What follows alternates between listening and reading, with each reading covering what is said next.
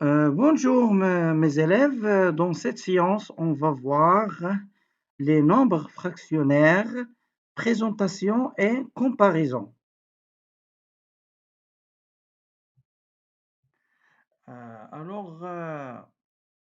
Premièrement, écriture fractionnaire. On passe à l'activité suivante.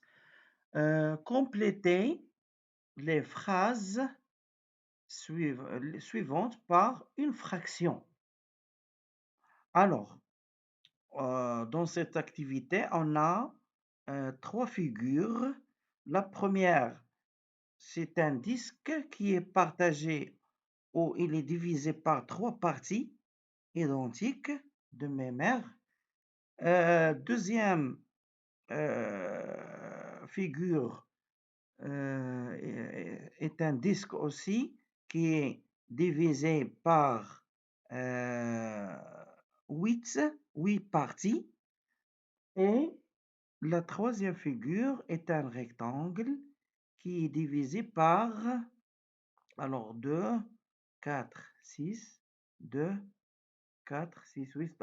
Alors, elle est divisée par 48 parties de même aire. Donc, la partie coloriée en bleu, cette partie représente combien de l'aire totale du disque A? Alors, puisqu'il y a deux parties coloriées, alors cette partie coloriée représente 2 sur 3. Voilà, donc c'est 1, 2, ça veut dire 2 sur 3 du disque A. Pour la deuxième figure, alors le disque, la partie coloriée du disque, il y a 5 parties identiques, donc cette partie représente 5 sur 8, 5 sur 8 du disque B. Voilà. Et cette partie verte, alors on a 3 fois 4, ça fait 12. Alors il y a 12 carrés, 12 carrés coloriés sur 48.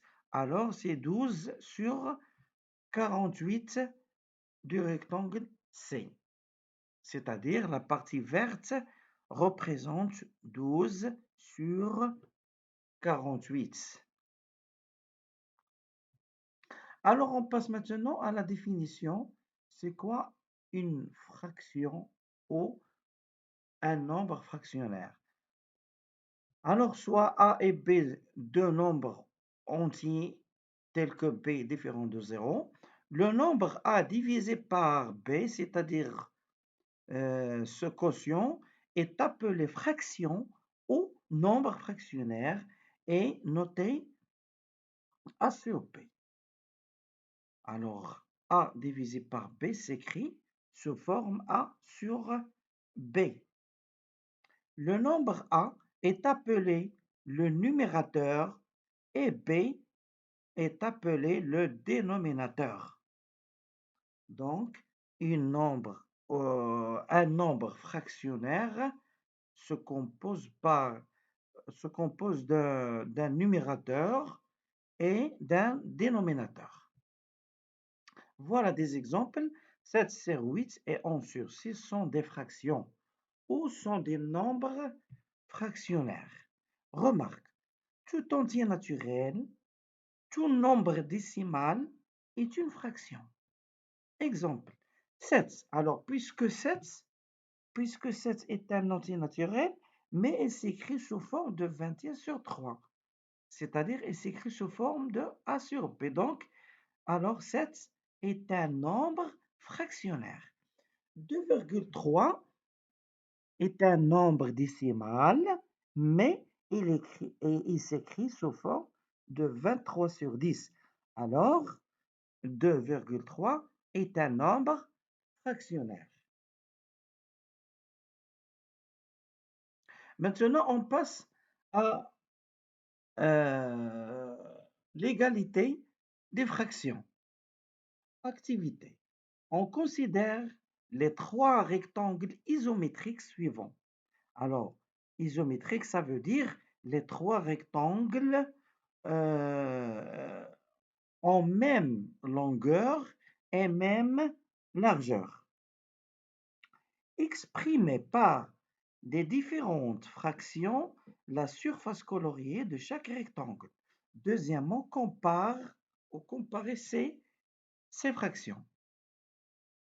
Donc, comme vous remarquez, chaque rectangle est divisé par un certain nombre de parties identiques. Alors, le premier, 1, 2, 3, 4, 1, 2, 3, 4, 5, 6. Alors, le premier est divisé par 24 parties. Deuxième rectangle est divisé par 6 parties et le troisième divisé par 3 parties, bien sûr, identiques.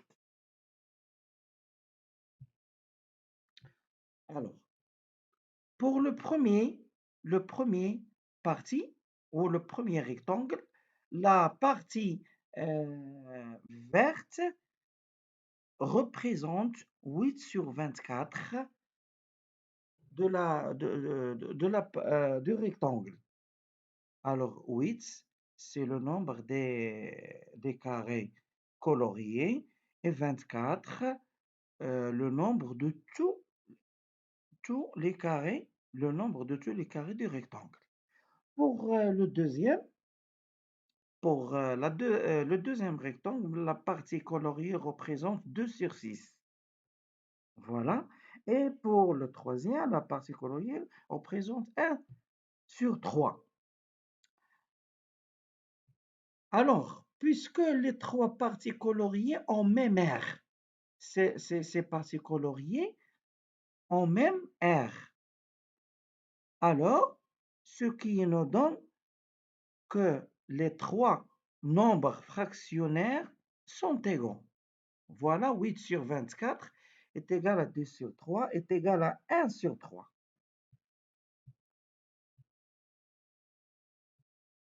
Alors maintenant, on déduit les propriétés suivantes. Alors, si on multiplie ou on divise le numérateur et le dénominateur d'un quotient par un même nombre, bien sûr non nul, on obtient une autre écriture fractionnaire de ce quotient. C'est-à-dire, on obtient un autre nombre qui est égal au premier. On considère trois nombres décimaux K, A et B avec P et K non nuls. Alors A sur B est égal à A fois K sur B fois K, et A sur B est égal à A divisé par K, B divisé sur B divisé par K. On va voir des exemples. Alors 3 sur 7, par exemple, 3 sur 7 est égal à 3 fois 5 sur 7 sur 5. Alors il faut multiplier le numérateur et le dénominateur par le même nombre, 5. Alors, ce qui nous donne 15 sur 35. 99 sur 121 égale. Alors, on divise ici le numérateur et le dénominateur par le même nombre qui est 11. 99 divisé par 11, ça donne 9. Et 121 divisé par 11, ça donne 11. Alors, quand vous remarquez, ces deux propriétés, ça va nous aider, euh, pour déduire ou simplifier les fractions, c'est-à-dire rendre une fraction irréductible. On va voir ça. Qu'est-ce que ça veut dire irréductible? Et aussi rendre des fractions en même dénominateur. Ce qu'on appelle en arabe توحيد المقامات. Alors, application, on va voir maintenant qu'est-ce que ça veut dire fraction irréductible. Définition, une fraction est dite irréductible si son numérateur et son dénominateur n'ont pas de diviseur commun sauf un. Alors, simplifier une fraction, c'est la rendre irréductible. Exemple. Alors, simplifier, ça veut dire rendre irréductible. En arabe, c'est اختزل. Exemple. Les nombres 15 et 8, 15 sur 8 et 23 sur 12 sont irréductibles. Pourquoi? Parce que, comme vous remarquez, 15 et 8 n'ont pas de diviseur commun. Aussi, 23 et 12 n'ont pas de diviseur commun, sauf un. Alors, un diviseur en arabe, qasim, diviseur commun, qasim mushtarak. Alors, regardez maintenant, 24 sur 16 n'est pas irréductible. Pourquoi? Parce que 24 et 16 ont des diviseurs communs. Par exemple, il y a 2, il y a 4, il y a 8. Ce sont des diviseurs communs de 24 et 16. Alors, dans cet exercice, rendre irréductibles les nombres suivants. Par exemple, 15 sur 20. Alors, on divise 15 et 20 par le même nombre qui est 5. 15 divisé par 5, ça donne 3. Et 20 divisé par 5 est égal à 4. Voilà, donc 3 sur 4 est un nombre irréductible. 56 divisé par 77. Alors, on divise par 7. On divise le numérateur et le dénominateur par 7. Alors, ça donne 8 sur 11. Voilà, 8 sur 11 est un nombre irréductible. 121 sur 110. Alors, on divise sur 11. Alors, ça donne 11 sur 10. 11 sur 10 est un nombre qui est irréductible. Autre exercice, rendre en même dénominateur les nombres suivants. Alors, ça veut dire توحيد المقامات. Donc, le premier exemple, 7 sur 7. Alors, 7 sur 6, pardon. Alors, pour rendre ces deux fractions en même dénominateur, d'abord, on remarque que 6 est multiple de 3. Ça veut dire que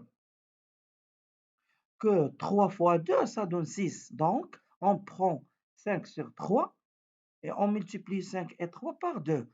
On trouve que 5 sur 3 est égal à 10 sur 6. Et on a 7 sur 6. Alors, les deux nombres 7 sur 6 et 10 sur 6 ont même dénominateur. On passe au deuxième exemple.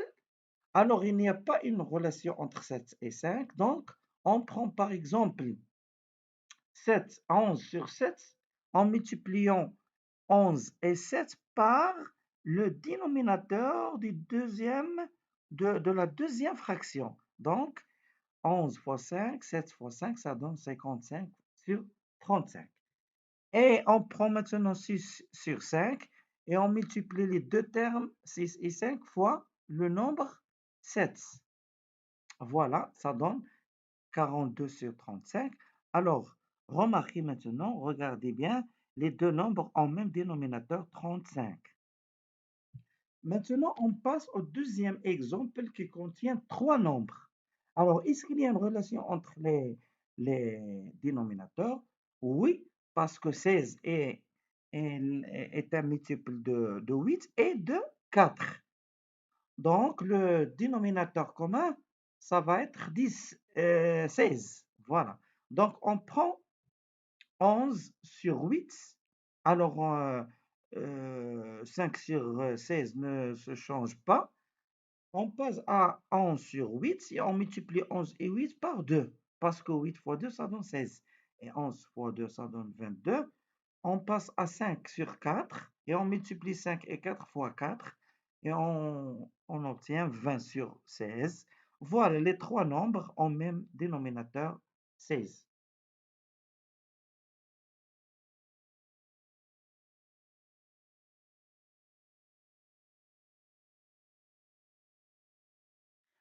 On passe maintenant à la comparaison des nombres fractionnaires.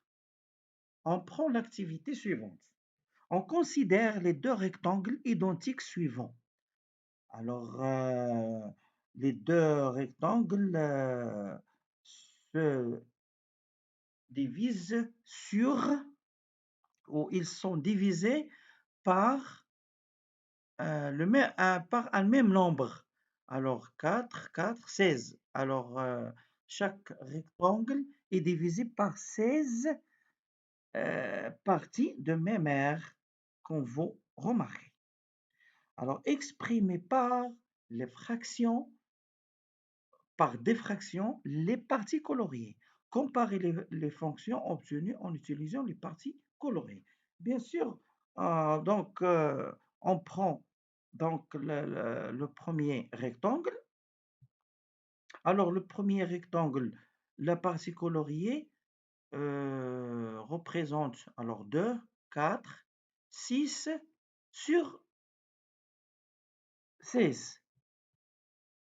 Voilà, 6 sur 16, c'est-à-dire le nombre de parties coloriées sur le nombre total des parties. Et pour R2, c'est 8, alors 2, 4, 6, 8. 8 sur 16. Alors, pour comparer les fractions 6 sur 16 et 8 sur 16, puisque la partie coloriée de R2 est plus grande que la partie coloriée de R1, alors 8 sur 16 est supérieur à 6 sur 16, ou 6 sur 16 est inférieur à 8 sur 16. Voilà. Alors, 8 sur 16 est supérieur, comme ça, supérieur sur 6 sur 16. Voilà. Donc, on prend l'activité suivante. Comparer les fractions. 4 sur 5 avec 9 sur 7, 12 sur 11 et 12 sur 7, 8 sur 8, 8 sur 9 et 1, 10 sur 7 et 1. Alors, pour comparer les deux premiers nombres, on rend les deux nombres en même dénominateur. Alors, 4 sur 5 multiplié par 7, ça donne 35 sur 28. Et 9 sur 7 multiplié par 4, ça donne 36 sur 28. Alors, qu'est-ce qu'on va maintenant comparer? 35 sur 28 avec 36 sur 28. Qu'est-ce qu'on a? On a 35 sur 28 inférieur à 36 sur 28. Alors, 5 sur 4 est inférieur à 9 sur 7. On va faire la même chose pour le deuxième exemple. Alors, comme vous remarquez ici, on rend les deux nombres en même dénominateur, on multiplie les termes du premier nombre par 7 et les termes du deuxième nombre par 11. Alors, on obtient 84 sur 77 et 132 sur 77. Alors, qu'est-ce qu'on a? On a 84 sur 77 inférieur à 132 sur 77. Alors, 12 sur 11 est inférieur à 12 sur 7. Alors, qu'est-ce que vous remarquez lorsqu'on a deux fractions de même numérateur? Alors, le plus grand, ce qui a le plus petit dénominateur. Alors, c'est une règle de ce cas. Maintenant, on passe à la au troisième exemple. Alors, 1 est égal à 9 sur 9. Donc, on a 9 sur 9 est supérieur à 8 sur 9. Alors, 1 supérieur à 8 sur 9. Pour le dernier, la même chose. 1 est égal à 7 sur 7. Alors, on a 10 sur 7 supérieur à 7 sur 7. Alors, on a 10 sur 7 est supérieur à 1. Alors, quelle est la différence entre le premier cas et le deuxième cas? Le premier cas, le dénominateur est plus grand que le numérateur, et dans le deuxième cas, le dénominateur est plus petit que le numérateur.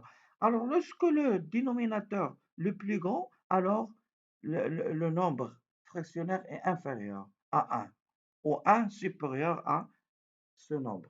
Et lorsque le dénominateur est inférieur au numérateur, alors ce nombre fractionnaire est plus grand que 1. Voilà, donc on prend les règles maintenant. La première, ces deux fractions ont même dénominateur, la plus grande est celle qui a le plus grand numérateur. Alors, si deux fractions ont même dénominateur, on compare leur numérateur. Le plus grand, ce qui a le plus grand numérateur. Voilà. Donc, pour 15 sur 41 et 13 sur 41 ont même dénominateur. Alors, on compare seulement 15 et 13. Alors, on a 15 supérieur à 13.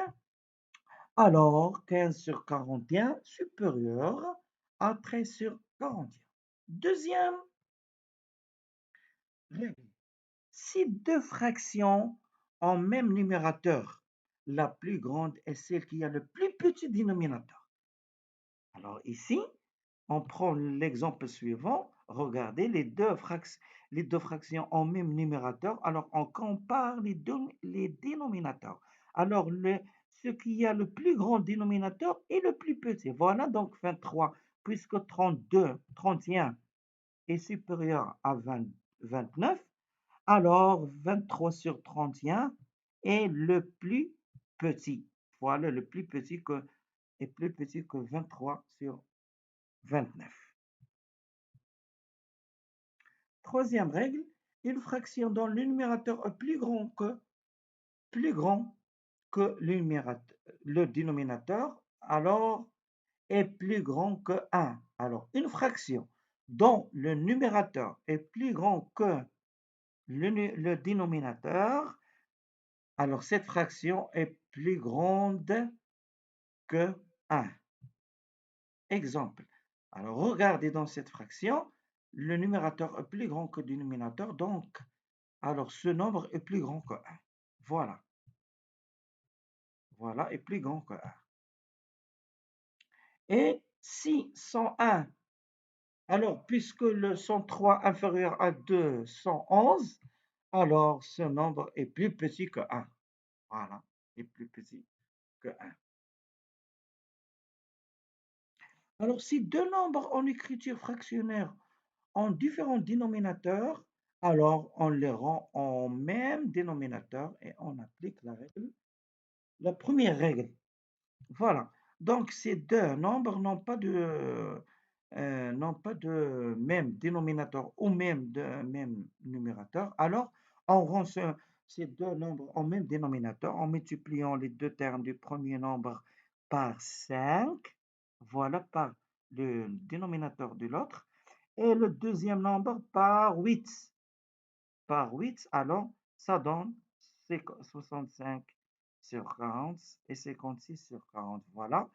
Puisque 56 sur 40 est plus petit que 65 sur 40, alors, 7 sur 5 est plus petit que 13 sur 8. Voilà, c'est la fin de la séance. Merci, à la prochaine fois.